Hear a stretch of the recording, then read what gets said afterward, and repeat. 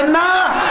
তুমি সরকারের হুকুম মেনে সরকারি দলের লোক ছেড়ে দিয়া নিরপরাধ লোক ধরে জেলে নিয়ে পিটাও। মনে রাখবা, আল্লাহ তোমাকে তোমার চাকরি খুয়াইয়া তোমার ছেলে মেয়েকে খয়রাতি ভিক্ষুক বানায় দেবে। নিরপরাধ লোকের গায়ে হাত দিও না। সুতরাং আমি প্রশাসনকে বলি, ডিসি, এসপি, বিবেকের বিরুদ্ধে যদি কাজ করতে হয় এই চাকরি করবেন না। বিবেক, আপনার বিবেক কি বলে? নিরপরাধ লোকদেরকে অত্যাচার করা বিবেক আপনাকে বাধা দেবে। সরকারের কথা শুনতে গেলে যদি বিবেকের বিরুদ্ধে কাজ করতে হয়, অন্যায় পদক্ষেপ নিতে হয়, এমন চাকরি করার চাইতে পানের দোকানদারি করে খান।